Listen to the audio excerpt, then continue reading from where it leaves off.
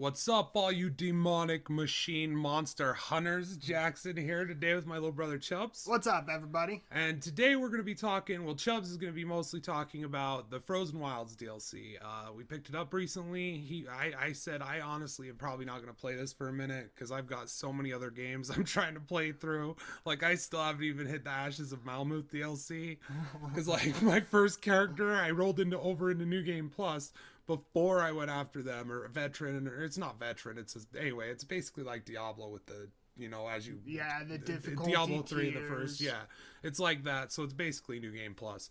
And so I was playing through that. I made it to the last guy. And Chubb saw it. It was unbeatable, huh? Yeah, could not do anything. So I've started a new character in that, and then I didn't like him, so I started another new character. I like that character, but I was like, you play this, Chubbs, and like, just, what we'll do is we'll sit down and we'll have you just explain everything to me since you've played it and I haven't, and I'm curious about it. Like, I really am. Is it worth my time after I get done with my backlog right now? Right. So, and I, like, straight up, Chubbs hasn't really told me much. He's told me a couple of things about the new monsters and, like, the new weapons and equipment you can get. Right. Our little brother Ty also picked this up, so he's been playing through it and he's told me a little bit. And I've also given a little bit of the spoils with the story to like just a few hints here and there that doesn't spoil the overall, like, the vision of the story, because there's only certain things you can see through, like, but that's fine. We're gonna talk about that now because I'm curious about it. Right. Yeah. I want to. But we'll do the critique and review out of the way, because I've come to a consensus, like you were saying, like, would it be worth your time, or like even somebody who's looking to buy it for $20, is it worth your time? And I've come to a consensus on it. So the thing is the number one thing I heard was that it was 15 hours long. Right, and that was you could go in at level 30. I went in at level 37 and I turned it on hard, and I had to leave because it is very difficult. Yeah, but like overall, like the time I spent in the DLC as a whole, I probably beat it on hard 12 hours. Okay, so it's a little. So it wasn't exactly 15 hours. Right. Maybe 15 on very hard. Yeah. And if you, like, went and did every little thing, because there is certain aspects, like the blue gleam that you can, and that's one thing that I'll get into. That's one thing that they added, which there's good things about it, and then there's bad things about it. Okay. And it kind of ties into what we were saying. So let's jump into it. Let's start out. How is it? Let's start with, like, the new monsters. Okay, so as for the new monsters go, they added really cool hard monsters. They didn't add, like, a huge wide variety of them. I think they added 5 new total ones. 5 total. And one isn't even brand new. It's just different corrupted machines from the previous game. So how they classify these machines is demonic. And right from the jump in the story, there's, like, the antagonist is a daemon. That's what he's classified as. And you don't understand his identity until later on into the story of the DLC. And then there's the spirit. And the spirit is the protagonist who's been battling the daemon. And it's like a science fiction technological war between these two technological beings. I like how they did that in the main story. We are going to get into spoilers, everyone. Yeah. But so the daemon is the bad guy, and all these corrupted machines, they're demonic. So you have the demonic scorcher, and then there's the because that's like that's the AI mind that's controlling them. Yeah, so like how in the main game those are corrupted, those have been corrupted by Hades, and that's the antagonist of the main game. Well, this is a different antagonist, but it's the same type of corruption, like a complete override of their functions and all that to kill humanity. Yeah, so it's like that's what they're programmed to be doing. And then there's new things and new mechanics placed that were very cool, like the Watchtower. And the Watchtower machine was essentially just like this tower sticking out of the frozen wastelands. And what would happen is any machines that you would override or had allied with you, it would shock them and put them out of the game. Okay. And so if you had, like, you crept up and, like, took control of one, it would just destroy it? No, like you could destroy it and it would just sit there stationary, and there's ways to destroy it. But if you overrode it, then one thing that would happen is it would shock all of the enemy machines around you. So it Oh, actually, if you overrode the tower. yeah, so if you overrode Okay. so there was like different mechanics there. It kind of like added a different outlook on how to go against this with the stealth, because you obviously wanted to get to the tower and hit override it. it, because it would shut all the machines down for like 30 seconds to a minute. So you could have time to run around and do the finishing move and things like Yeah, that. and like chip them away. The bigger monsters, or like, you know, focus on the little ones who you can kill right away, and then only have like one or two big monsters that you have to deal with. So there was a lot of like hit and run stealth tactics going on, Oh, where yeah. you get that machine off and then they're all aware of you, and then you run away from them and then sneak back and hit the machine again. Oh yeah, and these All kind of right. like, they're part of the main game. They're the corruption zones, you know. Okay. So in the DLC, there's these watchtowers, and it's kind of like the exact same thing. It's just an area where these machines are overran the area. You got to go in, take out the watchtower to like kind of level it out the playing field. Okay. And that's one thing, is they added, so 5 machines total. There's the Demonic Scorcher, which are fire-based machines that kind of look like hellhounds. Very cool looking design, that's one thing I will say. There's those. There's the Frost Claws, which like more look like giant bears. Oh, okay. And It's still they- kind of like a polar bear. Yeah, and they That's even cool. have like And I've watched blue... the gameplay. It's all very snowy. It's the frozen wilds. Oh yeah, it's all like frost covered peaks, mountains, and like even your character during the entire time that you're up on the top of these mountains, she's like huddling up and talking about how cold it Oh, is. yeah. You know, I always liked the Aloy reactions to the environment. That was very cool. Oh yeah, and they placed that throughout the game. Like certain elements from the main game that were very good, that, you know, just helped you understand the story and the world a bit more. And it did nothing but like, maybe you were just walking into an area and there was a fire with all these people sitting around, and you could sit down and listen to this person on a stage, you know, Yeah. telling a story. Oh yeah, that was cool. They definitely had like an ambiance about the whole thing when you're walking through the city and stuff. Oh yeah. And there was a problem. I felt like the NPCs could have been a little bit more interactive. Yes. There was a lot of like in the bigger cities NPCs just for the sake of being NPCs. Right. To be fair, that's in every big game, and it's not, I guess it's not really something to complain about, because it's awesome that they're there, and it does add that sense of like, this is a world that's, you know, going on and existing independent of you. Yeah. But, you know, when you see the same guy standing in the same place and saying the same thing, you know what I mean? It starts to kind of wear on you. Oh yeah. I remember that, but that's another thing, is they made all these characters look unique. They tried to make them have a wide variety of look, and they definitely played with how the people are played off according to the story. okay. Because the Banuk, and this is another thing, is they go a little bit more into one of the main characters. Not going to spoil anything right now, but one of the things that you notice with the Banuk is they have machine parts sewn directly into their skin. Oh, yeah. And so they definitely play with that a lot, and it's almost like a badge of honor for the shamans of the tribe. I remember the shamans, they had those, they looked like a car washer, big blue ribbons. Oh yeah.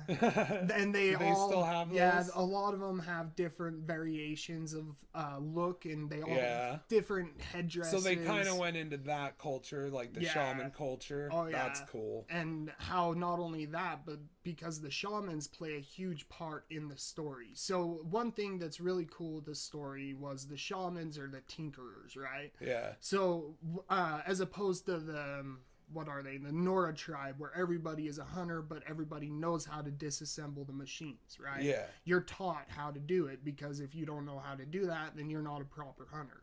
Yeah. Well, in the Banuk society, it's completely different. So the hunters are the things they just strictly kill. They're the best at killing the machines and taking them down. And then the shamans are the tinkerers who like understand how the machine works and know how Yeah. to pick it apart and The salvage intricacies of the parts. programming. And, Right. So the hunters, when they try to salvage parts, it's like destroying them. Yeah, shattering kind of like how pieces. Aloy does, like rips the heart out and things like that. Yeah, but she's obviously experienced. She's more Yeah. on the Oh level well. of, Yeah. Of course. Of course. These hunters, they're completely ignorant to those ways, so they're looking at it and they're ripping it out, and half of it's So they're staying in the basically machine. hunting them down like many hundreds of thousands of years ago. Humans may have been hunting. You know what I mean? And that's where it gets into how it's cyclical, motherfucker. Ain't you ever seen Time Cop? Was it Time Cop? It was Time Terminator. Cop. Oh, it was Terminator. Haven't you ever seen Terminator? Like the Terminator. It's cyclical, right? The machines send Schwarzenegger back to kill Sarah Connor so that John Connor could never be born. But if John Connor don't send Michael Biehn back to protect her, then they never fuck! And John Connor ain't born in the first place. Cyclical, motherfucker. Ain't you ever seen Terminator? That's one of the best scenes when he's all coked out in Hot Tub Time Machine. Sorry. Oh, yeah. Anyway, but yeah, that's the story makes me think of that because that's kind of what it is. Oh, yeah. It would be the equivalent of if there had been another great civilization, you know, speculating obviously, but and they had collapsed, and maybe that's what happened is everyone kind of reverted to tribalism. And oh, yeah. So it's very cool. And I like cyclical storytelling. Oh, yeah. I like that theory of like it's all just comes around and goes around. Oh yeah, and that's the thing is I like this game because as all you have more of these questions of like why did we revert to a tribal society of ignorance in this world? It's all explained. You know what I mean? Right. As you uncover more and more of just the main story, they took into detail to explain like you know where the information went and all that stuff. Yeah, where the kids were in the place. Right. Well, the Apollo Initiative, because the Apollo Initiative... See, and I played this, just to get this out of the way, Chubbz is going to be refreshing me a lot on the story, because I played this when it first came out, and I played it in about 4 or 5 days, and I haven't touched it since. Right. So, like, I know some of this stuff, but he'll be refreshing me. Right, and this isn't going to go into a lot of not spoilers. Hardcore spoilers, but at some point we may, so if you're not looking for those, well, this is a spoiler for the question of... Dude, those spoiler people are not fucking around. Just tell them, look, spoilers, motherfucker. Yeah, all there's right? going to be some spoilers with how Fucking this is set up. spoilers. So, the information that human society has gained up to the point of the cataclysmic event, you know, that changed the entire world, okay? So, all the information was stored into an artificial intelligence database for the children of the next humans to learn from. Yeah, and learn it was from to their teach mistakes. them. Yeah, it was to teach them what happened, the Yeah, story. so they wouldn't be technologically ignorant. You know, they would be scientists and know the knowledge, and their medicine was be top notch. Kind of like the Institute would be like the perfect example of what they wanted to happen in Horizon Zero Dawn actually happening. Right, and that makes you wonder: would we have been as big a douches as we were in that? They were in that. Right. Oh, yeah. Well, it has a lot of questions because that question in of itself is, society collapsed, but this is the 31st century. We're tribal. Why? Yeah. And it's taking place in, 31st century from this present day on Earth. Yeah. Specifically the Midwest America. Yeah, which I really liked because I saw things like Red Rock. We're not too far away from the Arches, Moab. Oh yeah. So like we've seen a lot of this stuff, Goblin Valley, things like that, and I remember constantly seeing things that I was like, wow. Oh yeah. Like fucking nice. Oh yeah, and the DLC. This looks a lot like too, up dude. in like Colorado mountains area. Oh yeah. Well, okay, spoilers for the DLC. It takes place in Yellowstone Park. Okay. So there's a lot of really cool areas. That makes sense. And then when you're going underground, you're actually seeing the super volcano underneath and shit. Nice. You know what I mean? And that's cool. actually explained through the story of what the old ones did to like stop that cataclysmic event. Because that could have been catastrophic to the Earth's atmosphere. If that happens, we're done. And especially if the super volcano blows, we're done. Yeah, and especially in the context of the story where like they had to let everything continue and just go on its course before it could come back. You know what I mean? So the Apollo Initiative, they explained that through this database, and Ted Faro, after the main character, the protagonist of the old ones who created Project Horizon Zero Dawn, her name is Elizabeth Sobek. Okay. Right, so the antagonist was Ted Faro, right? The guy who fucked up and created these military robots that consumed biomass and reproduced. All right. And they couldn't be shut down. Well, after Elizabeth Sobek died, Ted Faro went kind of cuckoo.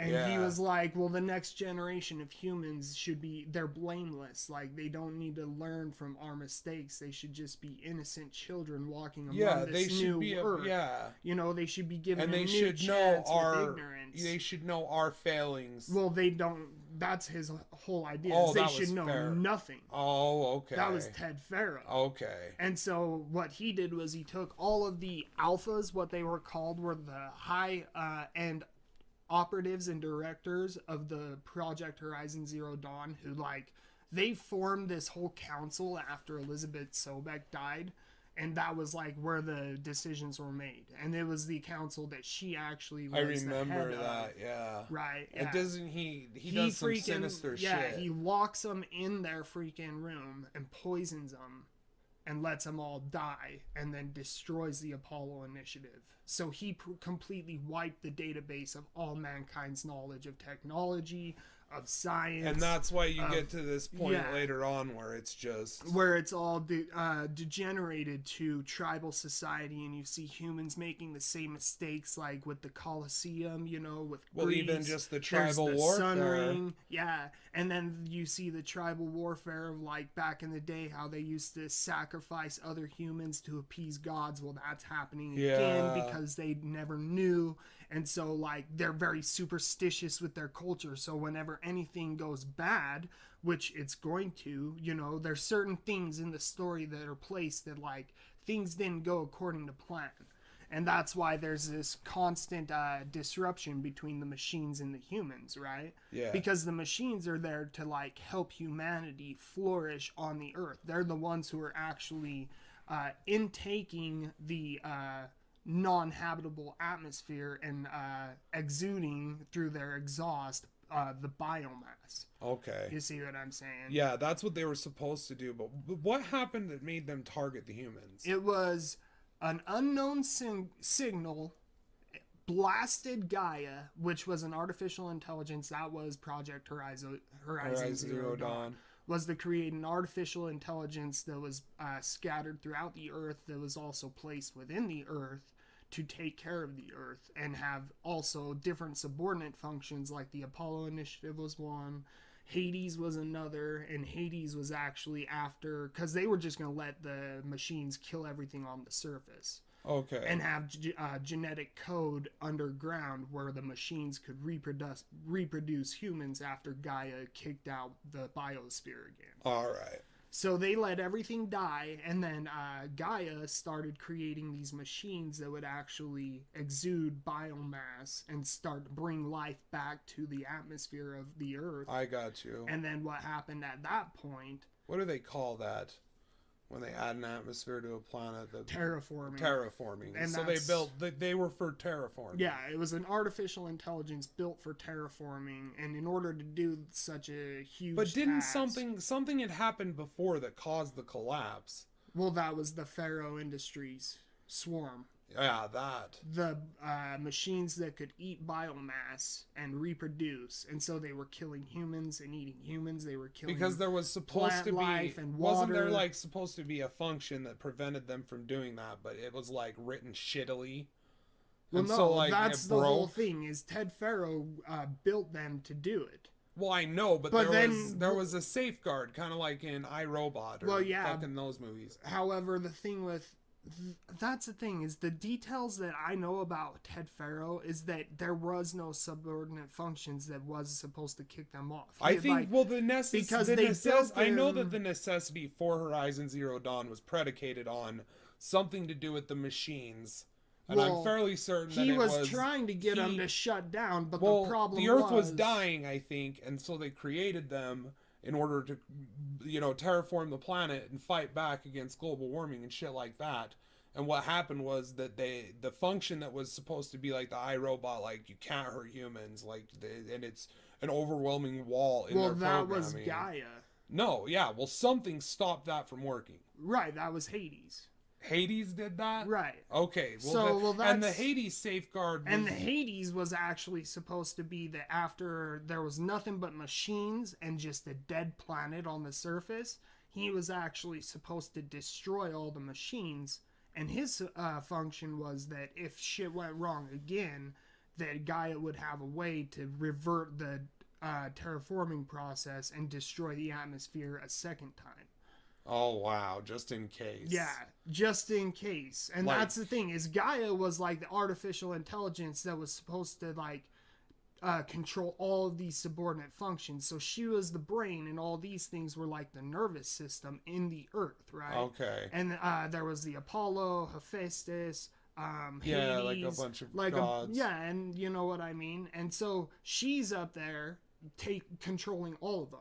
Well, what happened was during the terraforming process, when she was actually, after she had like unleashed the humans, it was actually exactly 19 years roughly before the game, right? So like before she was born, Aloy was born, this had happened.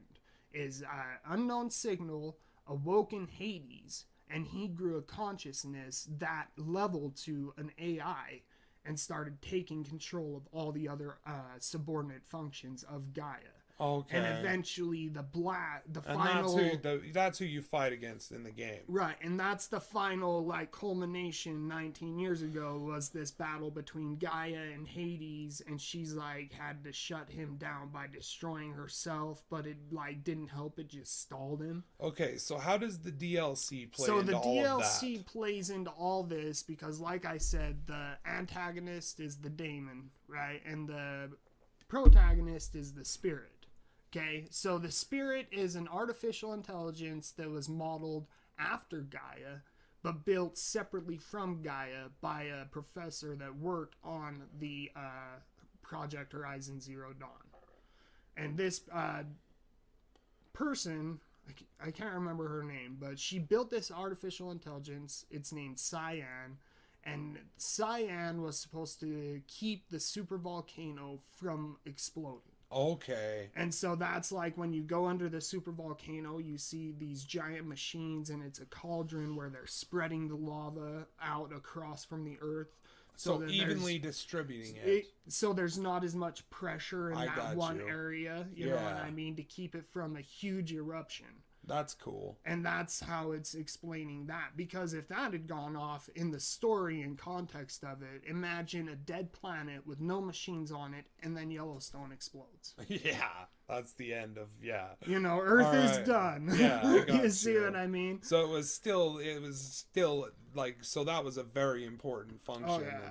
And it's also ingrained into the tribal society, because the thing about the it carried over that it was important. Well, yeah, with the Banuk too, because they worship this blue light, which is, you know, Gaia. When Gaia was in control of the machines, it was always a blue light, and the machines were always passive. Yeah. You know, and it was like a peaceful harmony between the machines and humans. Because that was up there was a little bit, it alluded to that a little bit in the main game, if I recall. Mm-hmm. That was kind of the big to-do, was all of a sudden the machines up there were attacking, and they called it the derangement. Yeah. And the Banuk had found like actually a piece of Gaia that split off from the machine, and it had fallen in those mountains, and that's why those machines were passive.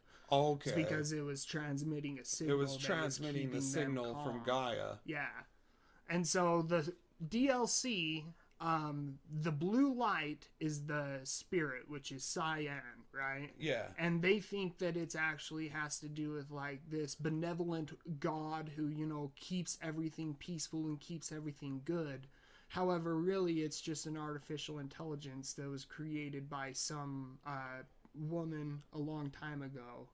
And she had actually like pretty much taken the work from Elizabeth Sobek and recreated Gaia, but in a smaller scale. Okay. But so Gaia was created to feel emotion and to love, and yeah, you know, very empathetic. yeah. Yes. And this one, it's Mother Earth. Yeah, man. and this one it would learn how to feel, but on a smaller scale, because she had to be intelligent enough. This artificial. So she was kind of like. So she was kind of like a shadow of Gaia. Right.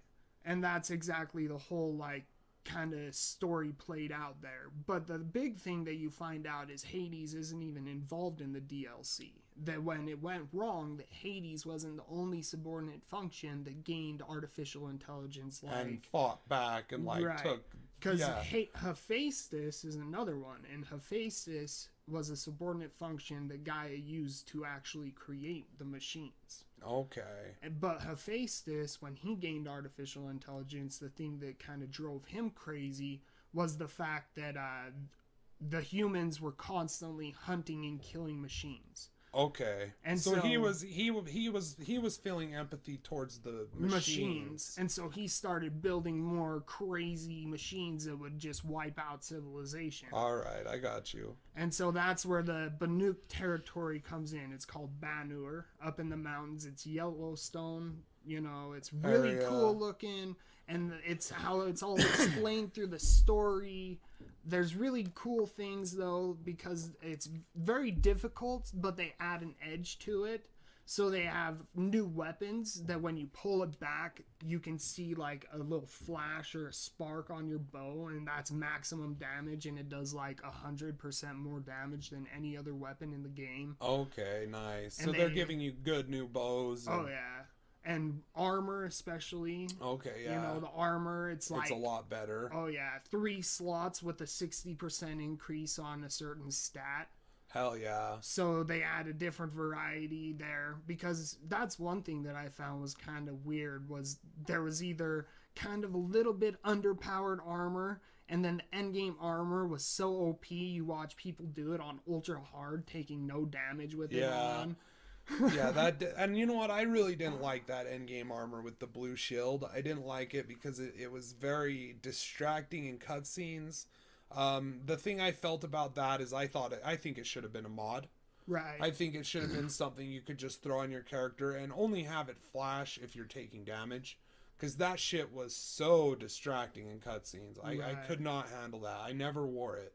I basically fashion souls that game. And so that's why I mentioned that, because I just went for what looked good on Aloy. Right. And that was my one thing that I really didn't appreciate. I didn't like how it was just one set piece. Yeah. Instead of like giving me the option of like having like, you know, Karja trousers, or, you know, mixed with a Banuk, you know, chest piece. Yeah. Mixed with like, you know, what's your tribe again? Nora. The Anora headpiece, you know, because there were things that I liked from all of them, and I wished I could have like mixed and matched and made my own thing. Right, have more variety. The thing about that is in RPGs especially, where it's a character that you're responsible for, I think it helps to get, especially like in a case of like a Witcher or, you know, Horizon Zero Dawn, where you're taking over an existing character and you're playing their story. Right. You get to feel a little bit more attachment to that character, the more choice it gives you about that character and how it handles the world. Right. Now, Horizon Zero Dawn was an excellent world. It was an excellent narrative to play. It was an amazing story like we've been going on about. Right. But the thing I felt is there weren't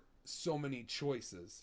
So as many choices as like other RPGs, similar things like where there's branching paths. There were some, but it wasn't. And you see that with the skill tree, and that's the skill tree is very linear, kind of like just level up to and max level, and you have everything. Yeah. There's not much choice there. Well, that's one thing is I'd like to see them go more for the Witcher model with all of these aspects, and less with the Far Cry model.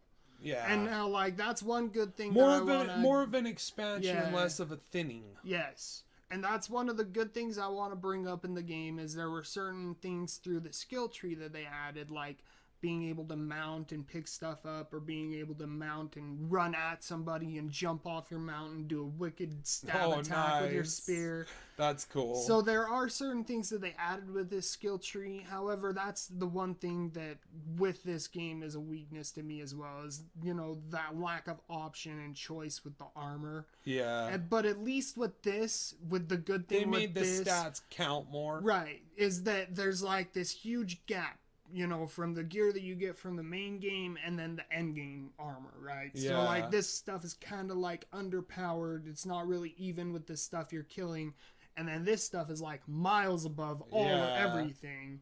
There's that middle ground now where like there's more overpowered armor than all that stuff you get from the main game. Okay. But it's not as overpowered as that end game gear. So right. that's one thing I wanted to talk about that's good.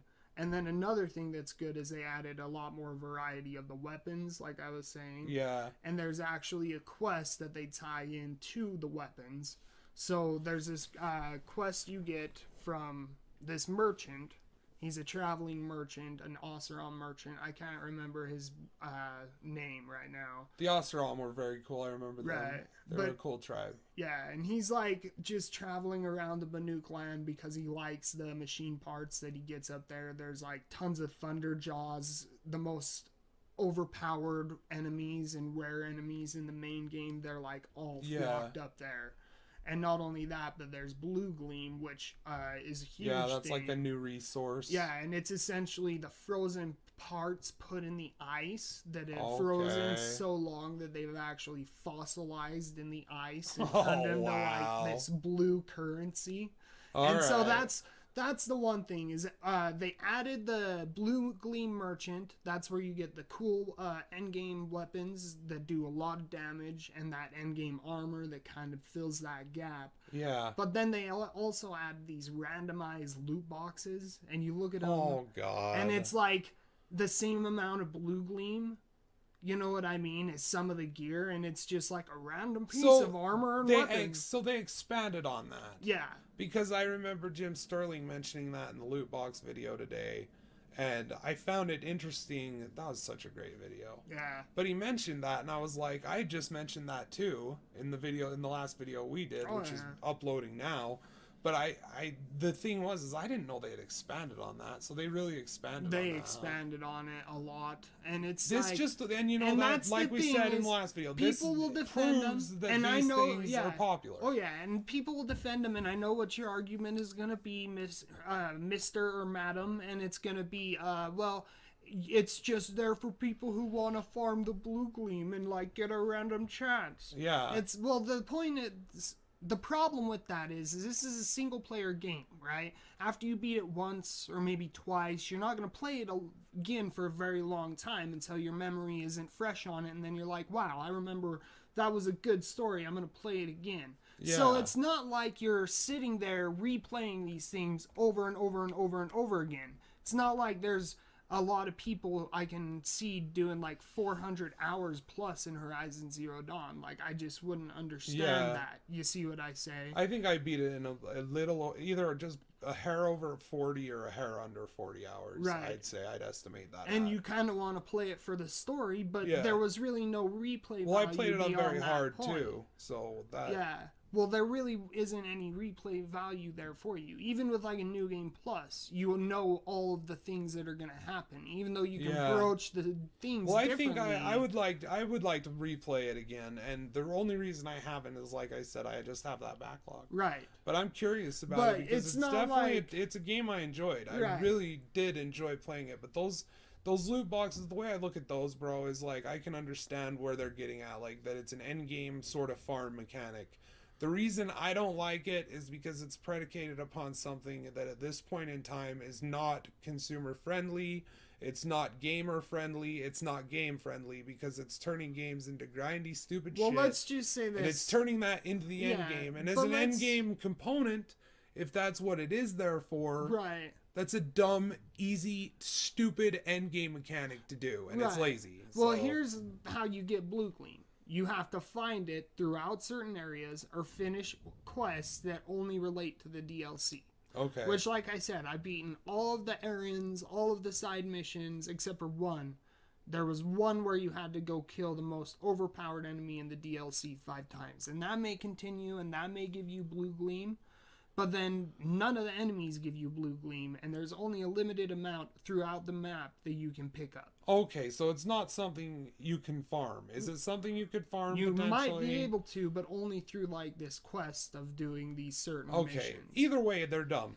And that's the thing is I don't understand that. Why not just, and you know, that's one complaint of mine with the shop is I why wish not that just add a bunch of armor, a bunch of weapons, a different variety, and then make it farmable. Yes, exactly. And you can buy them. And that's the thing is if they had taken more time to add like different variety of weapons or different weapon mechanics that weren't part of the main game, or you know, more variety of armor and stuff like that, it would be a lot more meatier in my opinion, because you would have more of an option, and every playthrough that you would go through would be different. So, you know, it would add more of the replay value. Maybe you want to go through New Game Plus and do all the DLC stuff again to get more pieces of loot. You know, you don't have to sit there and farm it all over the next 2 weeks just to get a random couple chances at random gear. Yeah. And that's the thing, is they do affect the gameplay, because imagine if they had not wasted the time on doing that and had like actually taken the time to put more effort into the shop items and added more variety, it would have been a lot better. Well, I'd even rather have a shop guy who's random. Like his you know, like Xur, how Xur works. I'd rather them do something like that, like, because that's in like Dragon Quest, that's in a lot of games. And I don't feel like it's a problem, except for when the entire premise is you are buying random. Like you can't say like, okay, well, these items are random, but now I get to pick from them. And you don't know what. That's fine. Like you're saying, these, like with Xur, these items are random, but you get to pick from them. Right. But then everything else in the game is fucking random. And I don't turns into a fucking pain in the ass. Exactly. And I don't even know if these are items or weapons that you can get just playing throughout organically through the game. So so your summation of this entire thing. So my verdict on this is summation. Jesus. So my verdict on this is, because it was 12 hours long, you know, I wished it was longer, even though the story was very well constructed in place. Even though they spiced it up with different things like hunting different arenas, and like there was actually this thing where you challenged an NPC in the game on a hunt, and it was like first person to hunt a machine and kill it wins, and it was like a race to the finish. And then there were like the hunting trials were a lot more intricate. So there are good things with this game. However, the question you have to ask yourself with this is... Not the game, the DLC. Yeah, the DLC. I mean, if you've not played this game, buy the game. Well, yeah. Because I still recommend this DLC, game. This is a great fucking game. Right. What I meant by that is the DLC does add variation to the main version of the game. All right. So you're talking to someone right now who's played it once, owns it, and they're wondering, should I pick up the DLC? And so this is the question you need to ask yourself, right? So it's $20 for the DLC, but you also Ty have got to... it for $15 because he pre-ordered it. He didn't care. I don't blame him. He definitely got his... That's in one instance with the pre-order that I just like, all right, dude, I accept that. But the question you gotta ask... Because like you just said, like regardless of, you know, that... It's added, if you're someone who played it and you enjoyed the story like Ty did, you enjoyed the hunts like Ty did, you love the hunts like Ty did, like for $20, I think Ty'd be like, yeah, I'm fine. Right. But the thing is with Ty is he didn't do it on New Game Plus and spend multiple hours. Yeah, he took his existing character. So the question you have to ask yourself is, how much playtime have you put into Horizon Zero Dawn? And this is my verdict. Okay, so if you've spent over 100 hours, if you've gotten over, I'd say 90% of the collectibles, if you've platinumed this game, you know, if you're the type of person who absolutely loved this game to the verge of, you know, you wanting to get 100% completion, the DLC probably will not spice it up enough for you to enjoy it on $20. All right, unless the love of the games, you know, I can't disagree with you because I haven't played it. I'm just saying that after you're done with the DLC, you're probably gonna be done with that playthrough. Like, it's not gonna add enough. It's not gonna spice it up enough. The stuff you will get there will definitely be an upgrade and an improvement, but it's not a game change in mechanics. You know what I mean? All right. As opposed to other DLCs that I'm looking at this through the scope of. Like, for example, Witcher DLCs, like you said, 20 Which hours that's for a fair one. comparison to make, because Horizon Zero Dawn is very Witcherish. Witcherish. Witcherish. A Witcher, it's Witcher-like. Right. Witcher-like. I better use my senses to fucking follow this footprint. Yeah. Or is it Far Cry like? Far Cry like, or is oh god, or is it Tomb Raider like, or is it fucking? All right, let's get away from this shit. But anyway, so The Witcher, it added 20 plus hours with the first one, and then 40 hours roughly with the next one. This is like 15 hours roughly. All right. And so it does. And another so that's thing, you just ask yourself that, like, how do you feel about it? Yeah. You've got some information about it now. And spoiled the shit out of it.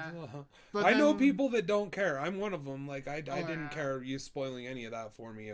I enjoyed it. Yeah. So. But then I'm also looking at it through the scope of the Bloodborne DLC, where they added different weapons and different variations of that, so the playthrough felt different. There were different ways to play through. Right. So in this, there's still the first half until you get to the point where you can do that. And then when you do get all the stuff out of there, it's just like a buffed original version of the original stuff that you get. I got you. All right, so worth? Yeah, if you're fresh on the game, if you haven't spent a lot of time in the world, we're the worst reviewers of all time. Well, that's what the question you gotta ask yourself, and that's why I will leave it with that verdict. You know, is if you then haven't also spent there's all the gameplay footage you've seen, and that's does the it thing get you is, into it? Do you want to go back to it? Yeah. Does it make you feel the itch to play it again? Because if you're feeling the itch, like you want to enjoy it again, it'll just spice it up. Just watching this one extended clip we've had up here for this, I feel like playing it. Oh, you know what I mean? I just like physically stopping myself until I fucking finish off the games I've already committed myself to. Like. But you're still pretty fresh on it. Like you would enjoy it like you would enjoyed it your first time. Yeah, because it's been a very long time, and there'd be things that I'd skip if I realized that I had already understood what this was about. Just because I do that. Yeah, and that's what's best about the DLC is like for you stepping into it, it would spice it up just enough that it would be a huge improvement for you. You know what I mean? It would just add that much more of it that you would get into it that much more. All right. I know the Lady X enjoyed it. She bought it and played it. And I hadn't heard if Aristotle picked it up. I have to ask him about that. Anyway, guys, fucking love you. Yeah. Let us know below if you played it and what you thought. Yeah, let us know what you thought about it. Let us know if you're interested in it. Yeah. If maybe this sparked your interest. You might want to go play it again. Excellent game. I love the story. It takes place in my backyard. Yeah. And tell us if we suck at this shit. You pussies. I like the ones there. I like to. Let's instigate this. It's so funny though, because I'm talking to no one. None of them are here. Yeah. I'm talking to all the cool people. Like no one else has stayed this long. All right, y'all. Fucking love you, Chubbz. Peace out, guys. Take care. Till next time, everybody, and keep being smart and fucking awesome.